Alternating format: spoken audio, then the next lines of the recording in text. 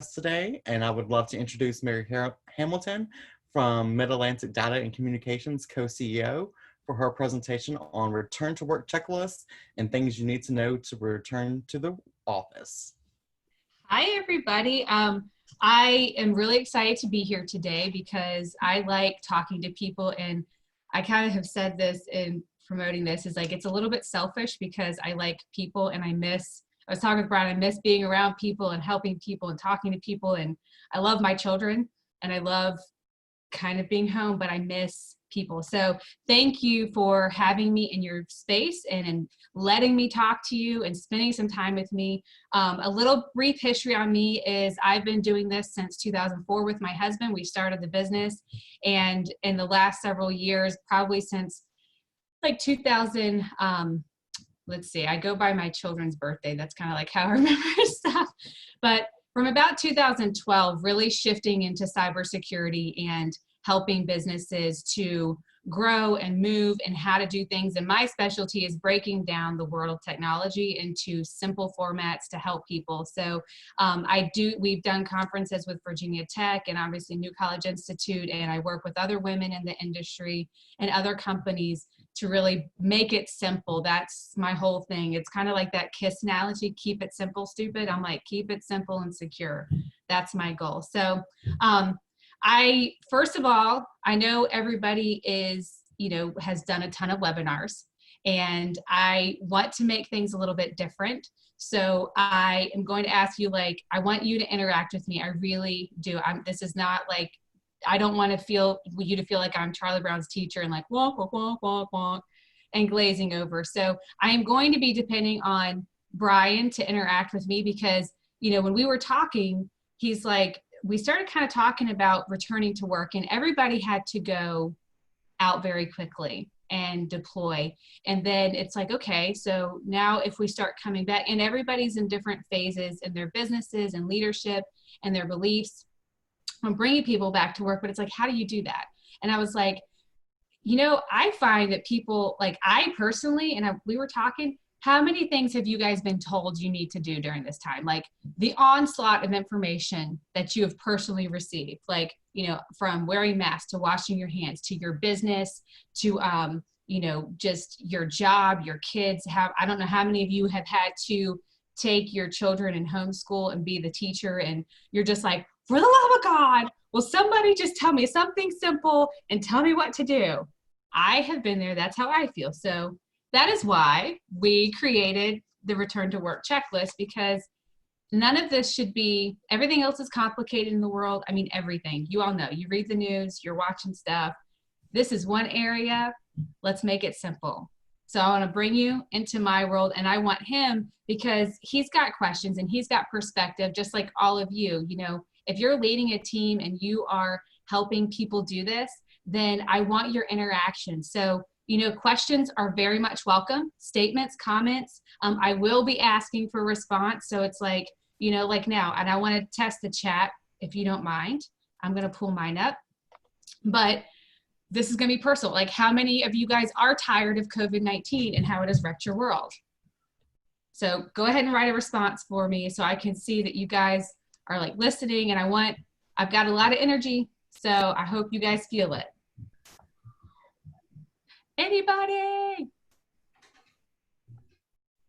I'm waiting for something. High five, like I feel it.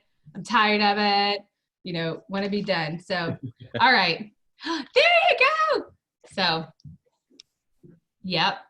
There's a lot of stuff. So thank you. This was Creed. I hear you, and I'm so over many communications. Yes.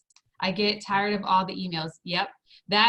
How many of you guys have seen an increase in emails since March? Yeah. Like, it's unreal. One of the clients that we protect and help, we just did like a 6-week snippet, and this is how we monitor it. And this is how many we stopped. Just emails, like malicious emails. It was like over 30,000.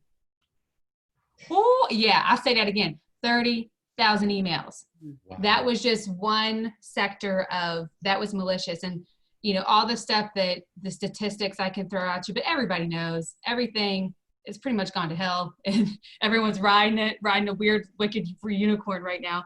So let's go ahead. I'm going to ask Brian to kind of give his perspective. He's had to put together some strategies on bringing his company back to work and helping, the New College Institute and integration. So if you can talk a little bit on what you're going through, because I know we can get a hell yeah, or like, I feel that, or like, yeah, that's right. So I want your perspective so that people know where you're coming from and how, like, just to feel it. Yeah. So I'm actually lucky. We have many of my coworkers on here and my supervisors. And so we're all kind of working on this jointly. Of course, as being a state agency, we have to follow guidance from the Director of Human Resources and the governor on what they expect us to do in the CDC. So we've had some guidance on what to do, but again, our building is kind of unique. We have various classrooms and meetings that take place that can be reserved. We have various populations and age ranges that come in. So we've had to really think about every specific customer that is walking into the building and what their needs will be and how we can meet those needs and kind of go back to this new normal. So, we've established cleaning stations. We've bought PPE for the staff and the faculty that will be teaching this fall. We've designated like pathways to get up and down the stairs, how many people are going to be in the elevator, what rooms will be reconfigured, things like that, that are just out of this world. And a new challenge is where we're going to put all this extra furniture. Because it's not like we have a designated furniture holding room. So, it's a kind of a catch-22 because yes, we can remove furniture, but where's that furniture going to go now? Yeah. And then we also had to talk about the technology. We've all had our devices outside the network. Luckily, we do have a VPN that we're using when we're at home, so that's wonderful. But COVID can last on metal materials for 2 to 3 days. So we've are getting some of those UV boxes that you can put devices in, and thinking about that type of policy. We do check out laptops to students who need to use them when they're on campus. So we had to think about that policy and what that looked like. So I had to talk to IT, and I had to talk to wonderful people like you on what, that needs to look like. Should we limit that? Should we not? How do we, still provide that need, but, still protect everyone that's going to be touching those devices? Yeah. And, our front desk receptionists, who are wonderful people, we had to get those lovely plastic shields for them when we do reopen. Lovely fashion. Yeah. But we just, it's a lot to think about. Like, how often are you wiping down this specific area? Are you going to close off this bathroom to the public? Is this stall going to be closed? Like, things that you don't really think about in facility management unless something's broken. But now you're like, okay, I need to guarantee 6 feet apart from every point in this building. And, the markers are wonderful. We've got those coming. Next week, we're going to get a lot of this stuff solidified. So it's just going to be great. So when we do reopen, we can go back to this new normal and what that's going to look like. Again, there are other people that rent office spaces in the NCI, and they've kind of had an adjusted work schedule, but they've still been in the building. So now we're going to have to talk to them about getting on board with our ideas and get their input. So it's just a lot of data gathering and trying to just come up with the best plan that is going to not hinder work, but allow everyone to feel safe and comfortable once we get back to that space. Yeah. Have you found it better for you and to categorize or prioritize, like to create, okay, now we've got like physical distancing, we have like, in order to manage it? Because it can be, I mean, like it feels like you're staring at this mountain of impossibility and you're like, I know I can do it. I just don't know how to do it yet. Yeah. So has that helped you? Yeah, and luckily we had a kind of a start guide from the Department of Human Resources. And so I began with that as like my little baseline template. But of course, I morphed it into what our needs were. because we have 2 entrances to the building. And so we were like, all right, so we need signs because only 2 doors are automated. So we had to think about like where we're going to put these signs, like please have a face mask on if you're feeling ill, like where we're going Yeah. to put all this signage before they get to the door. And so it was challenging, but Yeah. we got through it. Yeah. It was awesome to work with everyone because again, everyone brings in a different perspective. Because again, like you said earlier, that's the difference between knowing and having wisdom is Yeah. getting in touch with people to get a different perspective. Yep. And so I think that's very important for everyone when we're returning back to work, is not to try to do it by yourself, Yep. but formulate a team or a committee that can help you succeed in what you need to do. Yep. Because again, someone's going to think of something that you're not going to think of, and that one thing might make a huge difference in That's the right. long run. Yep. Especially with COVID-19, with all the uncertainties of, we don't know who's carrying it, who's been exposed. 14 days seems like is a wild time. Yeah. Yeah. Exactly. I love that. And I love, bringing in those things and you breaking it down. So as I'm going through this, I want you to interact with me. And like I said, I really want everyone's involvement because again, this isn't just about you listening to stuff. Like we have questions and we want to know how to handle things. And again, I'm about making it simple. So one little thing that I believe, like your body posture, everybody sit up and like put your shoulders back and be ready to like, we've got this. I'm getting ready to give you armor to go to battle, guys. And knowledge, if we're only fearful when we lack knowledge. If you think about it, when we don't, you think about the beginning of this pandemic, and a lot of this is going to, I want you to have this idea of the virus and how sickness works, because this really translates into my specialty and my passion and helping the everyday person take these things and put it into practice. So in the beginning, we were terrified. I mean, everybody, we battened down the hatches, everybody stayed at home. And it was like, how bad is this going to get? How sick and how many people are going to die? How quickly, everybody was afraid, and that's natural. That's a natural response. So I'm giving you, but when you have knowledge, when you have data, when you have something, a plan of some sort, you can change with more confidence. So that's my whole goal, is to give you confidence today so that you can make decisions and you can know what to do. And again, not have to think about everything. So Brian, would you mind sharing the screen with me so that I can put on the checklist so that I can show everybody? Yes. I'm hoping everybody's sitting up. Like, are you ready for this? Because I'm ready. There you go. Okay. Now I got to figure out how to do this. Share screen. Okay. There we go. All right. Here we go. So this is our business hand guide and to return to work. And like I said, I don't know how many of you guys, and I think Brian was in the same position. It was like, okay, COVID's happened. Governor's put the mandates out. Everything's going crazy. Let's go home because we want people safe, which was awesome. But it went out really quickly. And a lot of the people that I talked to had no plan. It was like, let's go. Let's get this out there. We'll wing it. We'll patch it together, Band-Aid it so that we're safe. But now we've been home, most of us. I mean, I'm still working from home.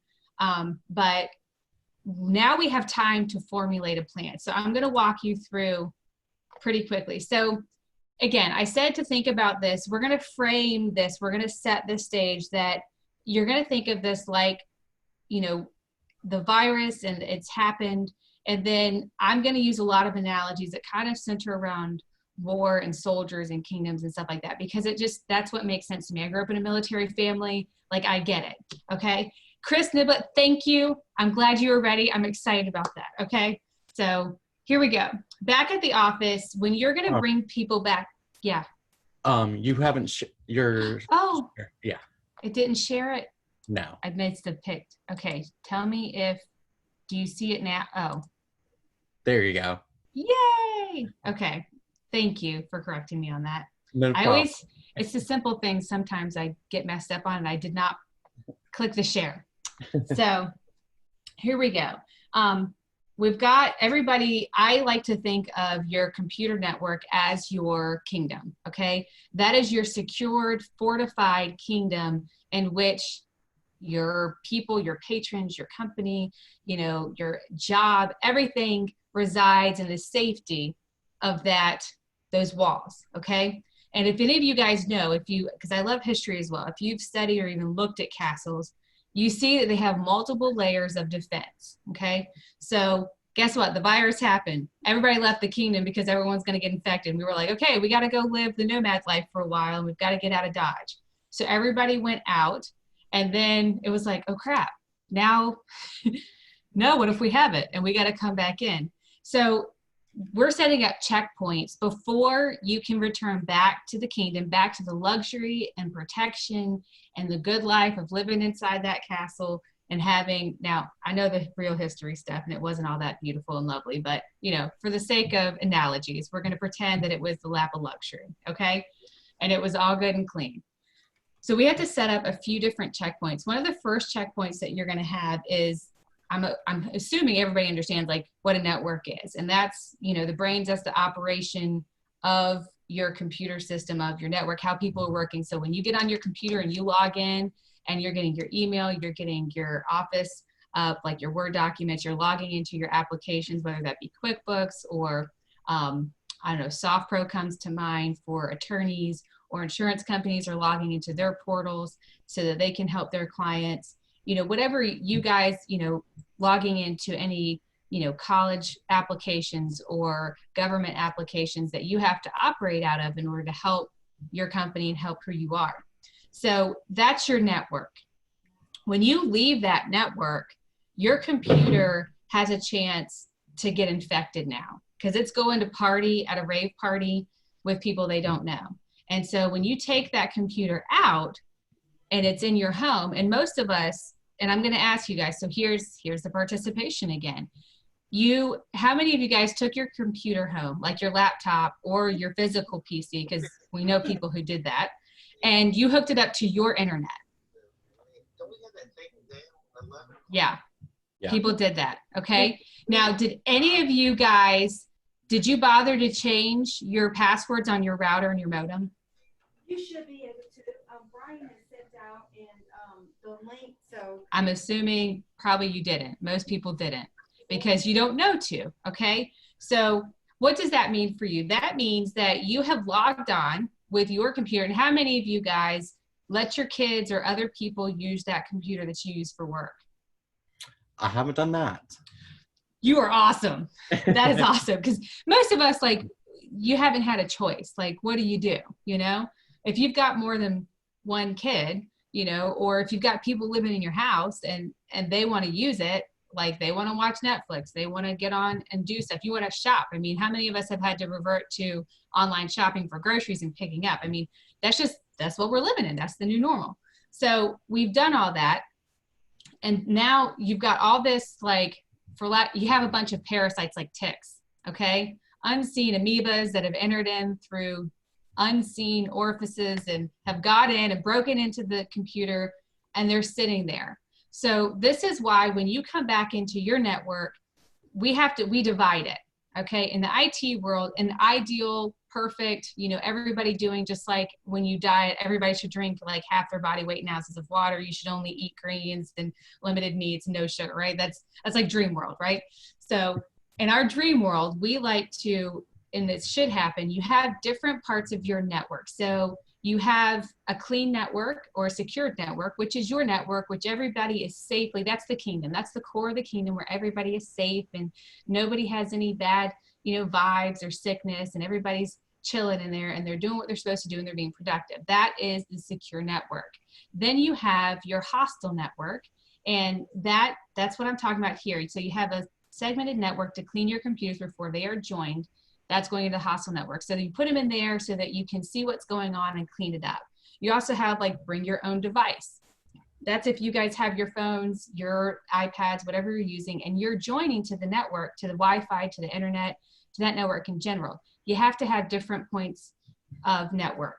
I can get on a rabbit trail of that, so I'm not going to go any deeper. But the biggest thing is if you're bringing somebody back in, you have to clean it in a hostile network. You are not going to just bring it back in. That's like bringing in somebody with leprosy into your house and being like, now, we don't expect you to get sick. You're just going to sit in the chair and you've only touched everything and you're going to be around everybody, but it's okay. So that's a visualization of what it's like to bring a computer into a secure network, okay? So you have to clean it. So another area that you're going to want to do that's simple is you got to run a little security assessment. In that hostile network, you're running it through an assessment to look at that. That is provided by your IT people, and they should know how to do that. It's really not hard. I mean, we do it, other companies do it. Usually in-house IT people, they have their own protocols in which they do it, but it should always be checked. It's going to be scanned for vulnerabilities. Another simple thing that most of you guys can do, which tell me if you've done it, and maybe I can send you a cookie or something. I mean, we need to have like virtual cookies or stickers we can give out. Have you guys run your updates on your computers while they've been out, like on Adobe, Outlook, Microsoft, any applications you're doing? Web browsers, you guys are doing it? Yep. See, woo! See, virtual stickers. Here you go. Good job, guys. Like, that's a very simple thing that people don't think about, but do it. So, you know, you do that, run all the updates. And the reason why, like Zoom, everybody heard about Zoom having the compromises. Well, immediately they started fixing it. And every time I go in, I don't know if you guys have seen it, but it's like, you know, final update, this update coming, and it's doing this and it's doing that. And they're keeping you apprised. And you do that because it's security.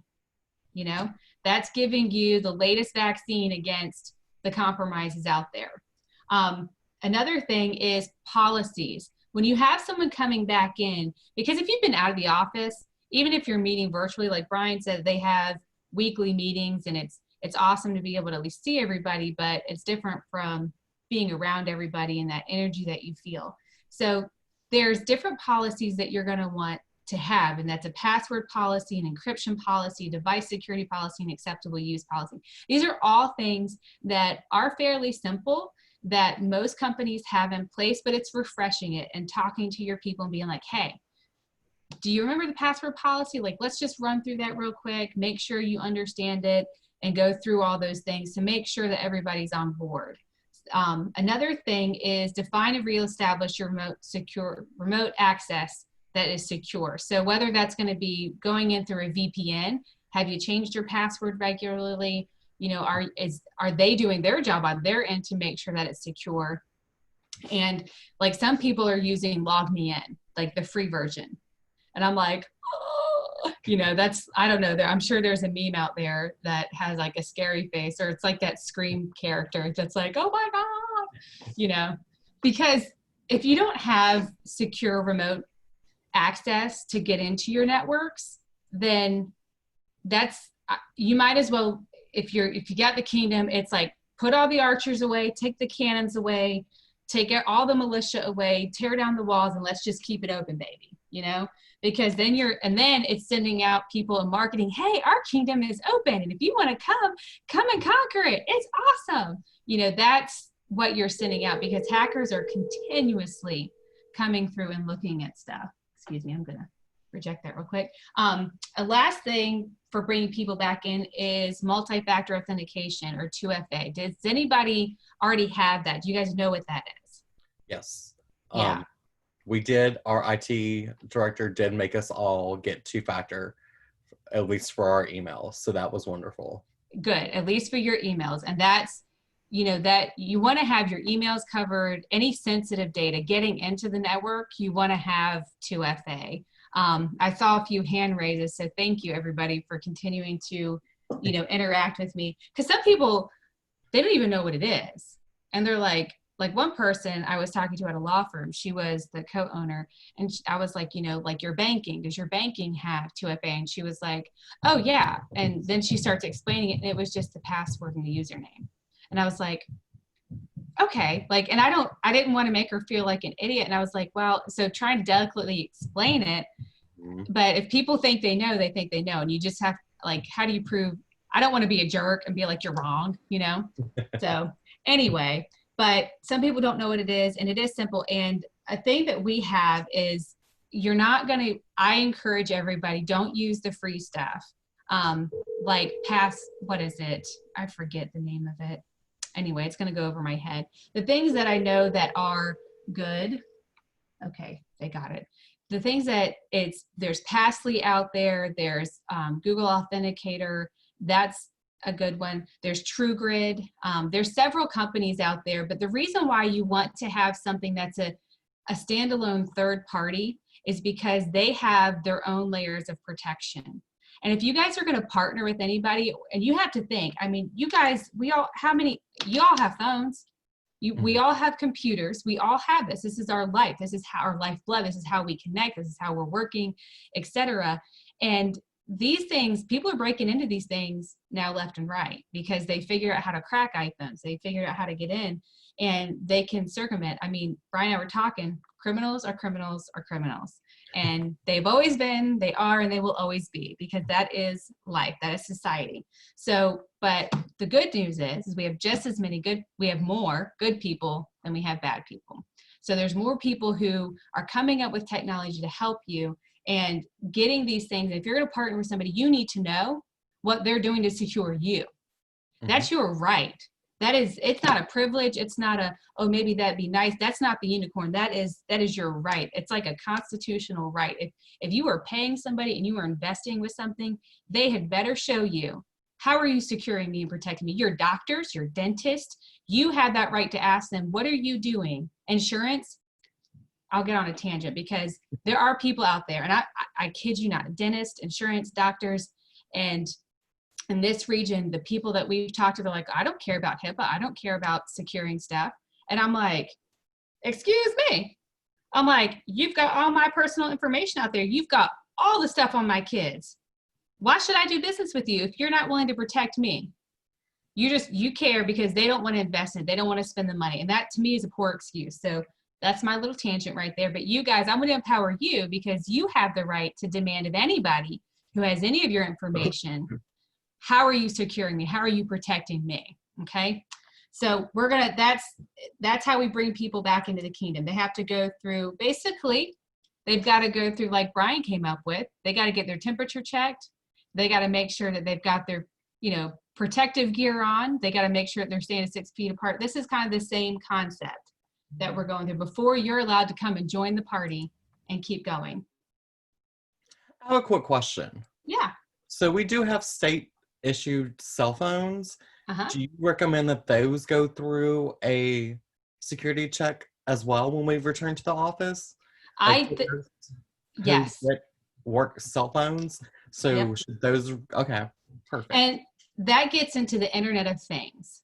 There's a whole different world that, again, we like to be ostriches because we feel safer that way. We feel like ignorance is truly bliss. If we don't know about it, it's not really happening. Mm-hmm. However, during this whole pandemic, I was telling Brian, just the amount of people doing things and criminal activity, the unemployment rate, as people saw, has exploded again. Well, if you were desperate to protect your family and to provide food, water, and shelter and like clothing for your family, you will do whatever you have to do to protect your family. So with that being said, there are more, you can buy ransomware, you can buy like viruses and hacks. And that's why I tell you to clean your stuff, because when you take these out and you go on public Wi-Fi, you're in your house on your internet, you don't know who's looking at your stuff.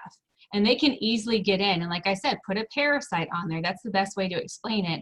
And then when you come back into your secure network and it hasn't been cleaned and you don't know what's on there, then that parasite crawls off and it goes into the network and it starts what's called enumerating. It starts looking for important data and gathering it so that it can lock down a network. And that's where ransomware and breaches happen. Okay. So that's why. That's the Internet of Things. Anything that is connected to the internet, it's basically an unseen world, highways and roads and alleys all connected. And if you're traveling on there and you get tagged by something, then you're bringing it back in. So yes, I always encourage anything that goes out and is coming back in, you have to act like I don't even know. I don't have a good analogy for that, but you've got to be pretty vigilant and you have to clean everything and check it.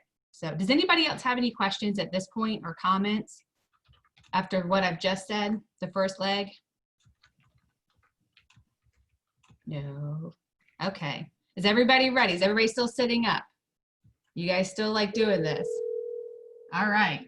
So I'm going to go ahead and move on to things to consider. So now that we know how to bring people back in, then we want to know, and I'm going to see, does anybody have any questions?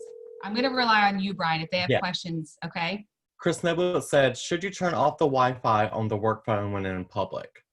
Yes. Great question. Yep, that's an excellent question. If you were going, never connect any personal devices, or especially business devices. I am, because this is my world and I see all the data. I see the dark side of it all. It's kind of like a cop who you expect them to be very like happy and like go lucky, but I have police officers in my family, and the stories that they tell me, the things that they see, unfortunately, you see the bad side of things. You know, you see what humans are capable of, and nobody likes that. And again, that's, you know, a segment of the population, not the whole of the population. But when you see that, you know what things are capable of. So I see that. I see everything going on, and that's why I'm passionate to tell people. So if you're out in public, don't connect to the free Wi-Fi. Don't do it, because that is a hot spot for hackers, and even just people who are curious. They just do stuff. Some people do it for fun. Like with Zoom, people were Zoom bombing because it was fun, you know, because they pretty much were bored and they're like, hey, let's get in and, you know, do things. So yes, that is an amazing question. No public Wi-Fi, no free Wi-Fi. If you are hooking up, only hook up in secure places that you know that the passwords are up to date, that they have security in place, because at this time, it's called API, and that's an application program installation. And that's your apps. And so underneath of that, when it's getting on your phone, even in there, they can get data and they can get access to your camera. They can get access to your banking information through your apps on your phone. So yeah, that's very good. You guys ready to move on? Yeah. All right. So things to consider now that you're back in the office and you have things to do. You've cleaned everything, everything's secure, you're back in there. Then you've got, let me make sure I'm on my right page, so don't judge me if I'm wrong. Okay, yes, back at the office. I did the wrong one again. Okay, so things to consider now. If things, as we've seen in Arizona, Texas, Florida, back in California, they've had to regress a little bit. If we go back into a quarantine or a lockdown situation, do you guys have a plan? And that's where this is the time. Now you know how to kind of bring things back in. Once you've got that established, then take the time to come up with a plan. If we have to deploy again, how are we going back out? Okay. How do we expect people? Are they taking a business laptop? Or there was, and I'm not casting judgment, not throwing any shade, but I am going to tell you, literally taking your PC apart and taking it home to remote in, that's not a good thing. You should not be doing that. Some people have done that because they had no choice, because it was like, we can't get laptops for everybody to take home and then remote in virtually through a VPN. So, you know, how are you deploying that network? You need to have these to consider. How are they going to remote into the kingdom? How are they going to keep doing it? Is it going to be through VPN? Is it going to be through a remote access tool? Is it going to be through something free like LogMeIn? Or are they just going to log straight in from their home into the cloud and work that way? So you need to know, how are you doing that? How do you expect your people to function and to work?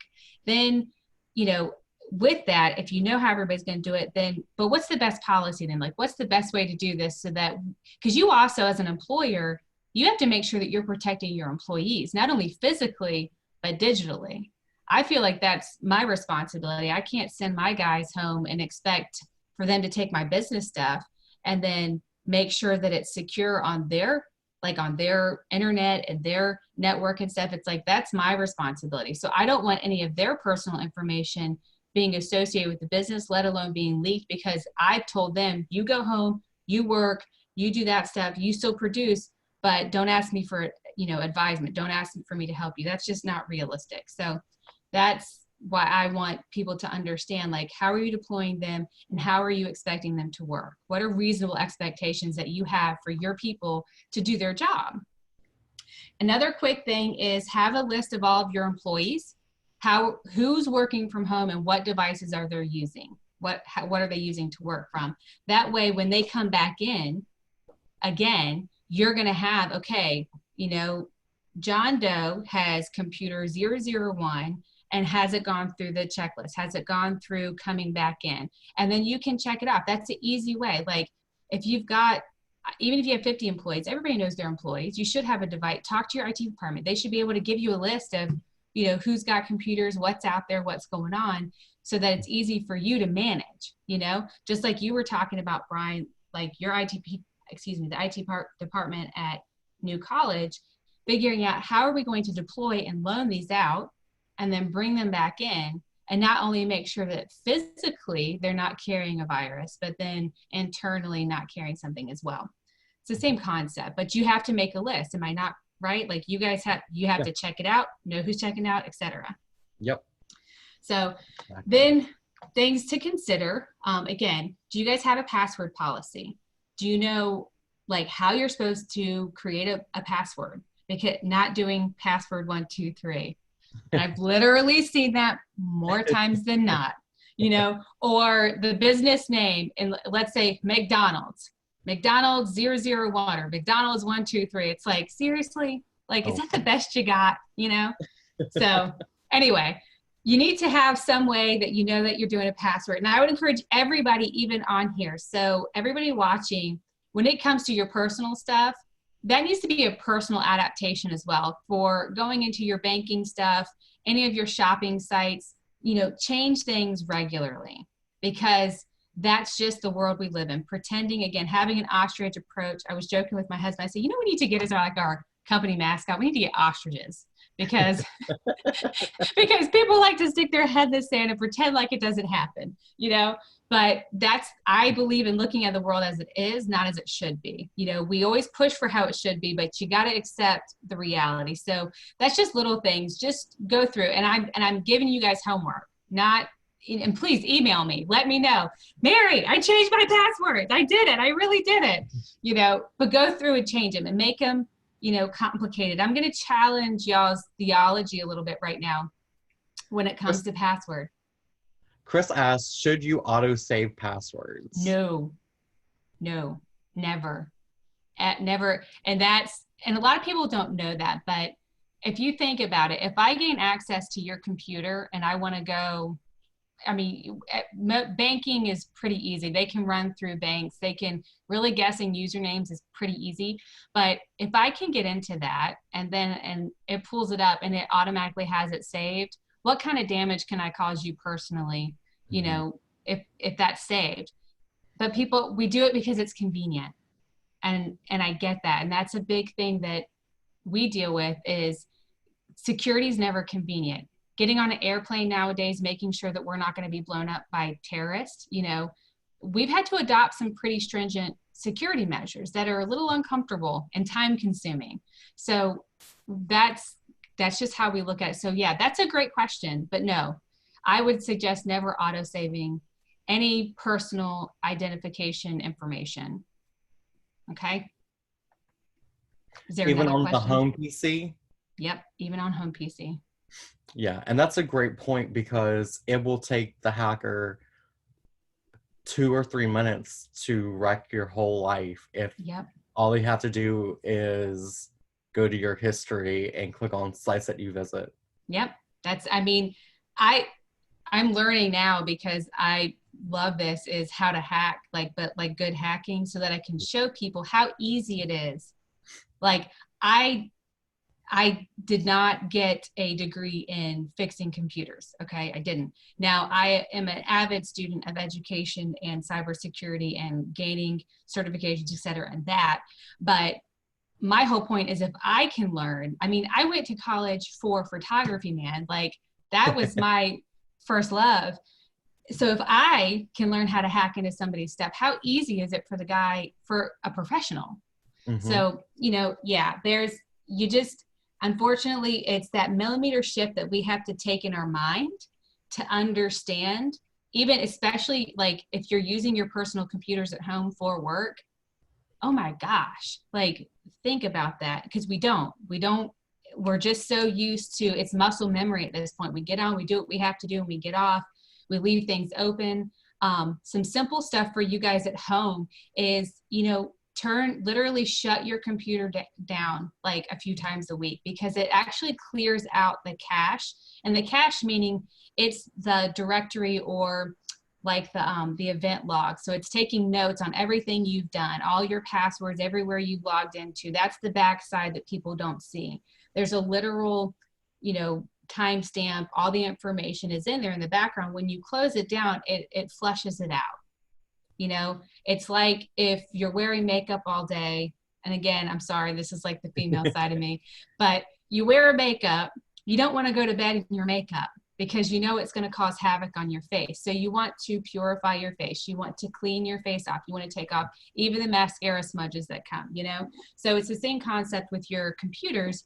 You want to shut it down so that it cleans it out and gets rid of everything, and never save.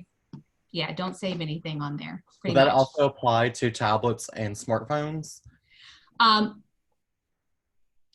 say yes, because again, with the technology and how it's advancing, 6 to 7 years ago when we started with iPads and iPhones and stuff, we weren't dealing with this level of security stuff and the access. But it's only changed, and it's going to keep changing. That's the beauty of our, I think, generation of where we are. We understand that change happens so quickly. So to get locked in a mindset, we know we can't do that. We can't live there. So yeah, just, a few times a week, I shut my whole phone down and get it back up, and go through and get rid of apps that, you don't want. If they're just sitting on there, if you see things that are unfamiliar, get rid of them, and be vigilant, just checking your stuff. So it's always cleaning stuff up and update, update your iPads and your iPhones. So those are great questions. And I really appreciate you guys like hanging out with me. I love it. I love talking with you guys. Another policy, because this is called my policy segment, if you guys haven't figured this out. So you have your password policy, your acceptable use policy, which briefly, that's just if you're going to work remotely, have you put into place things that people have to follow working remotely? Okay. And what we've just talked about is a lot of stuff that's actually covered in the acceptable use policy. You're taking responsibility, taking ownership of your job working outside and how to handle that. So then an incident response policy. Do you have a plan in place? Again, knowledge is power, fear is paralyzing. Do you have a plan in place? So if and when a breach attacks or an incident happens, what are you going to do? How are you going to handle that? Who's going to be in charge of it? Who's going to lead it? Who do you contact first, etc.? That's what that policy is about. Disaster recovery, it is what it is. That's pretty self-explanatory. But in the event of a total disaster, so if you lose a whole network, if all of your employees, let's say somebody you're working remotely and your laptop gets broken or stolen, what do? How are you supposed to handle that? So again, it's putting measures in place and policies in place, steps. It's strategies. We're thinking war. If we're going to war, how do we do that? How do we get to war? Cybersecurity policy, if you guys have a company, you're working for a company, they should have a cybersecurity liability policy with the insurance company, because if that happens, then it has to be covered. So with cybersecurity, you need to know, what do I have? What do I expect from my company? What do I expect from my IT provider? How is it working together with me to protect me? Because again, if you remember, I told all of you, you have the right to know who's protecting your data and how they're protecting your data.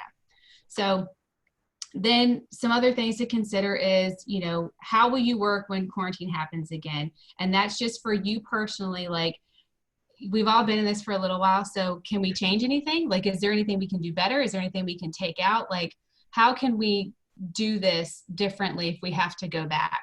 And then how are you mitigating your technology and remediating? Like, how are you taking care of that? Who is taking care of that for you? And you should be able to have access, even as an employee, you have access to your IT company or the IT department to say, hey, I've got some questions. Do you mind helping me through this?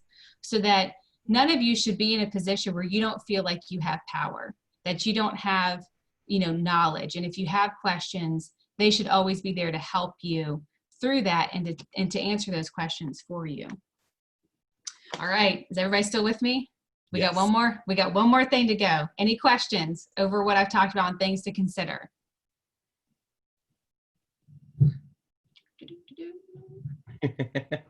Okay, nope. I'm going. Here we go. The last leg. We're going to get through this. What to do next? So we've got everybody back in the kingdom. We've got our policies and procedures in place, and we kind of have an idea of what we're going to do. So what do we do next? Where does this journey take us as we're going into, like you've said, Brian, the new normal? And after this, I want you to talk about how New College Institute, like you've already talked about kind of things that you guys have gotten into place and how you're planning. But what does it look like for the future for you guys? How does this shift look for you and the future? And I'm even interested to see for you guys, like personally, and then as in a business, for your job, for your company, like where do you see this going next? And taking into consideration these things. So things I want you to do, because I don't care whether you own the company or you work for the company, these really apply to both sectors. So evaluate your technology. So as an owner and as a leader, you want to look at everybody in your company. So who's working well from home? Did you create a scorecard? Do you have a tab, a pulse on your company to know who are they, who's working from home well and who's not? Who really is thriving? There's different companies out there that, you can see the numbers have gone up for employees, and other employees it's gone down. And so taking that into consideration, who's going to keep working from home and who do you need to bring back in? And then what can you get rid of? Through this, have you realized that maybe I don't need an office space as big as I had because we are working remotely, we're still being highly productive, and everybody's morale is good. Like we can get together maybe once or twice a week, however everybody wants to do it. So what can we shift? How can we drive our costs down?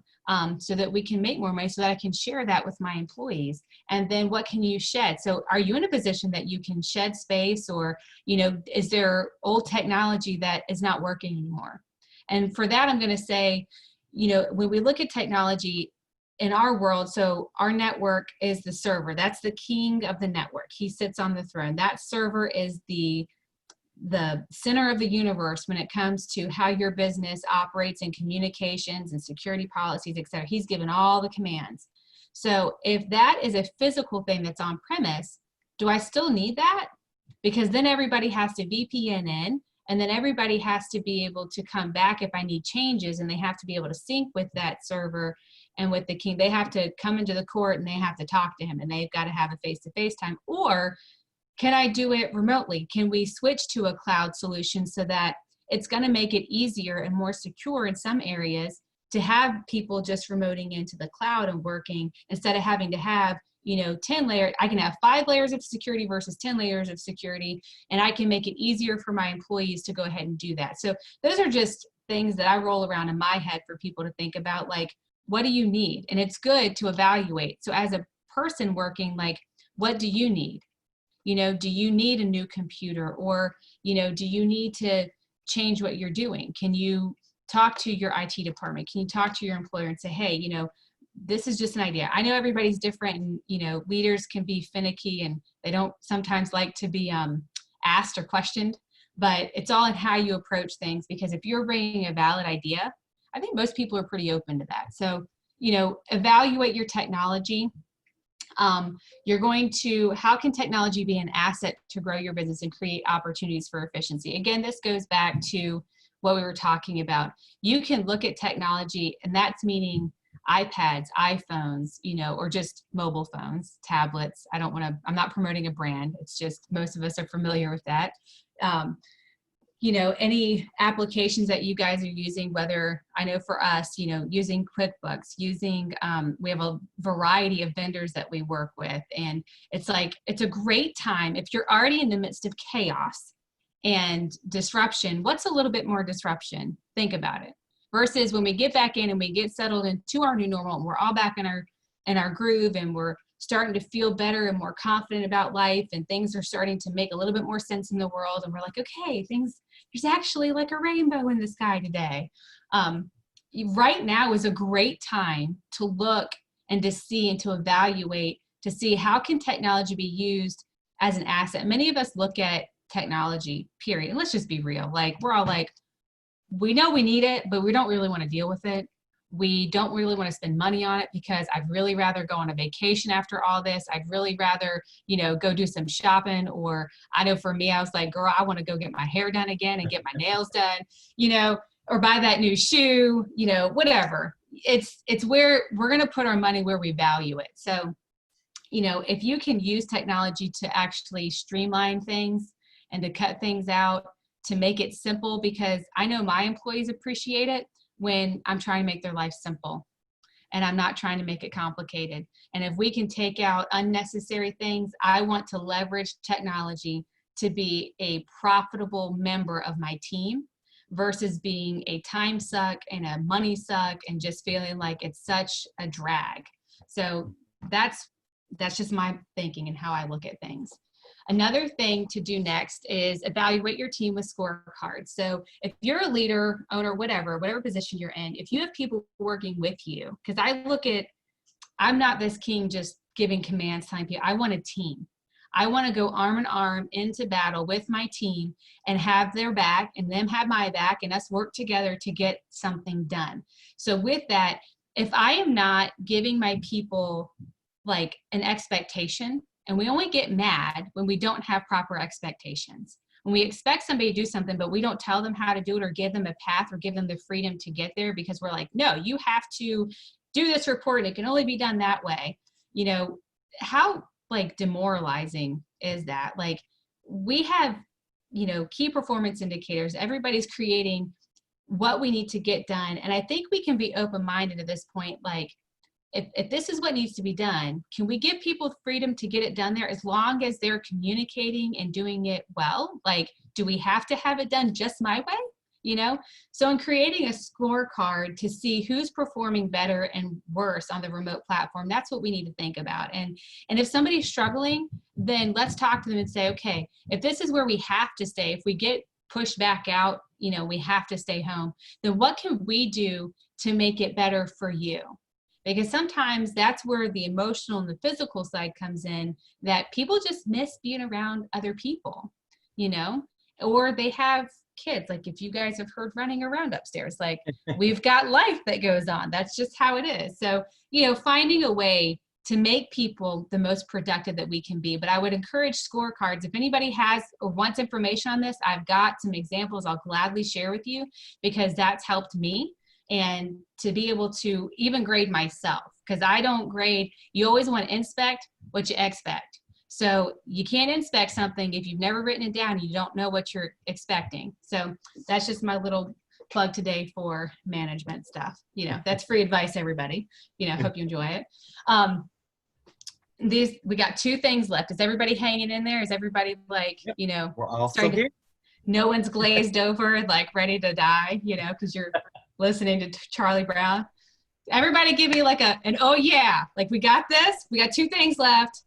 I'm giving some people some high fives. Woohoo! Awesome. I love it.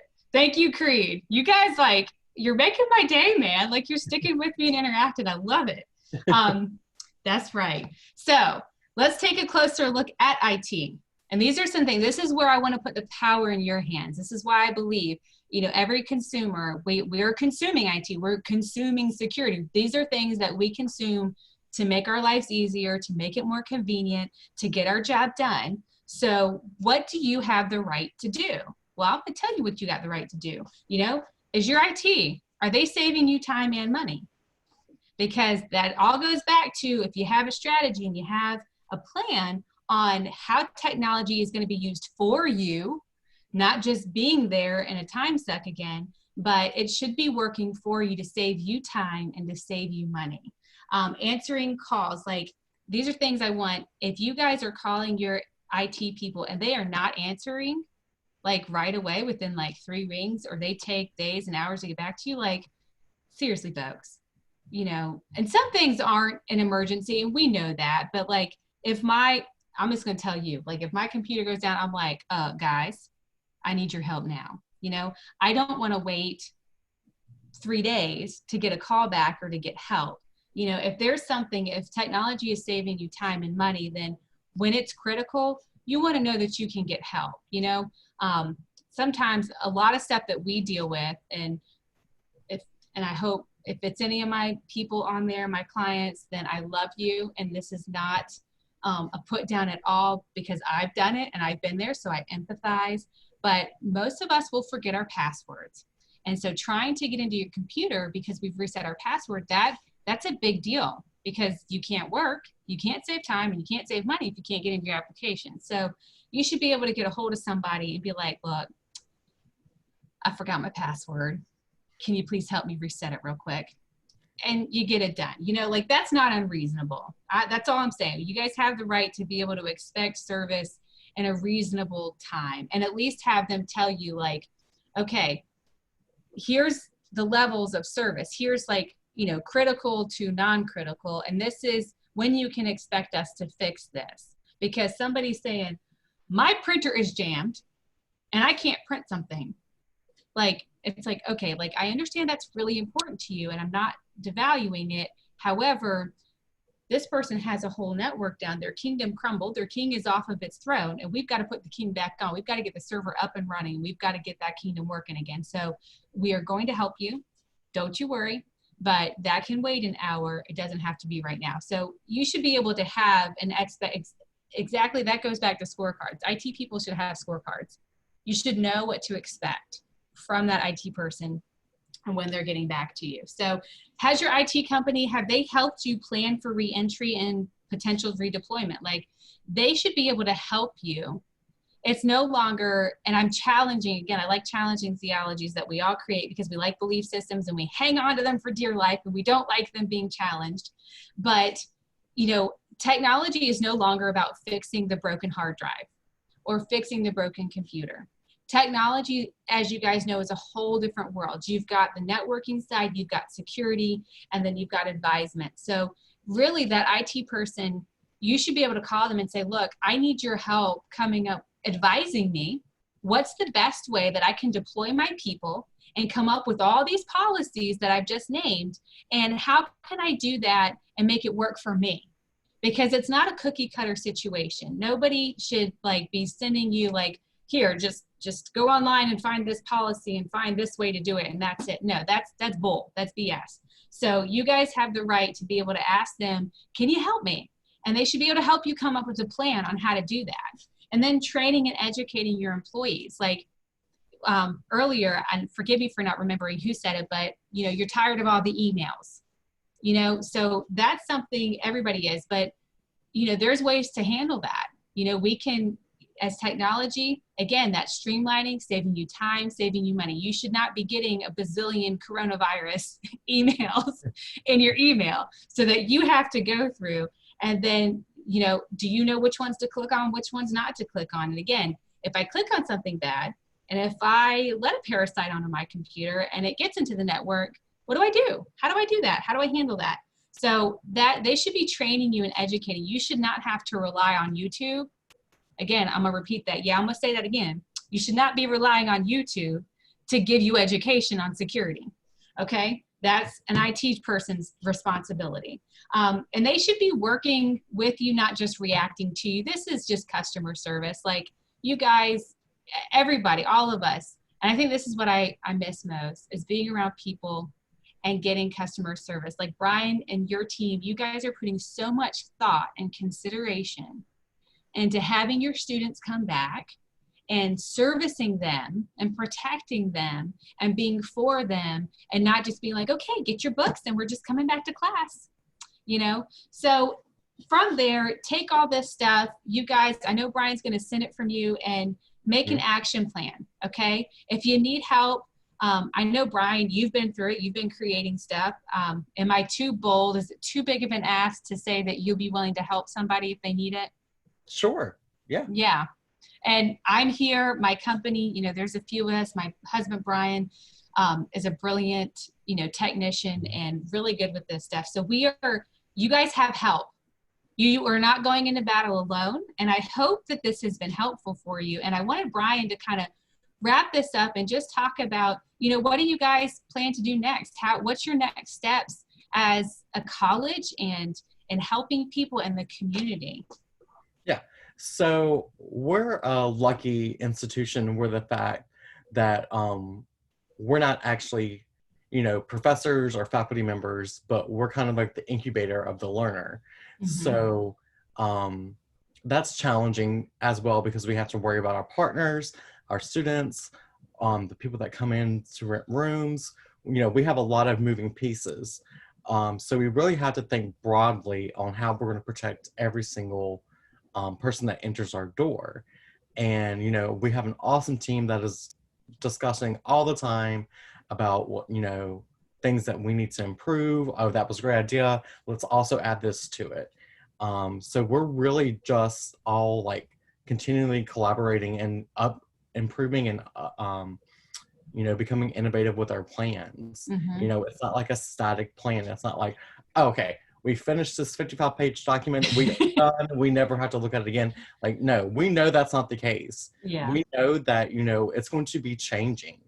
Like what the plan looks like today may not be what the plan looks like next week because we don't know what next week is going to look like with COVID-19. Yep. So I think it's important to remember that even though, yes, you're working on all of these plans, you have this great checklist, but you have to remember that you are going to have to evolve with it, that it can't just remain a static document and that there's not going to be a one and done solution. Mhm. Like you're going to have to look at your policies and you're going to have to look at your plan and you're going to have to evaluate if like that's still meeting the current needs of what you need done. Yep. That's why I think it's important that the governor's done phases, which I think has helped tremendously. But, like I said, here in Martinsville, Henry County, we're seeing a rise in cases. So like, we just have to take it by what our surroundings are influencing our plans. And I hope that's what everyone remembers, because I think that goes hand in hand with technology isn't a one and done. It's constantly evolving. You have your white hackers, your bad hackers, you have wonderful people like you and Brian, and then people like me who's kind of like somewhere in between knowledgeable Yeah. and not with technology. So it's important to know just to continue to be looking out for resources and observing what others are doing, and not judging or blaming them for any pitfalls they've had, but just supporting them and learning from what they're doing. That's right. Because we're all in this together and we're all just trying to figure it out, taking it one day at a time, and that's the best that we can do at this time. Yep. That's awesome. I think that's spot on. So does anybody have, I don't care what kind of technology questions, throw them at me. Or if you have any questions for Brian, like, how did they create the policy? Whatever, because his position I found extremely valuable, being like, he's had to do a lot of this stuff. He's trying to figure out, like, how do we phase people back in? How do we do this securely? And it really does. It's a beautiful between technology and then just business, how we move forward and how we can do this so that we can support one another, because crisis brings breakthrough. And we've all been in crisis and we're learning. And that's when the human spirit I see shine. We either are going to crawl literally in a ball and stay there and hide like an ostrich, or we're just going to, like Superman, tear that shirt open and be like, you know what? We're going to find a way and we're going to do this. So, that's, you're going to fall in, I think, two categories. And I appreciate, you ripped that shirt open with the big S on it and you said, we're going to find a way. We're doing this. So does anybody have questions or even statements, or like, how do you see technology helping you and your family in the future, or your business, or, your employer? I feel like we need some like theme music to be pumping right now. Like, I'll get some music going.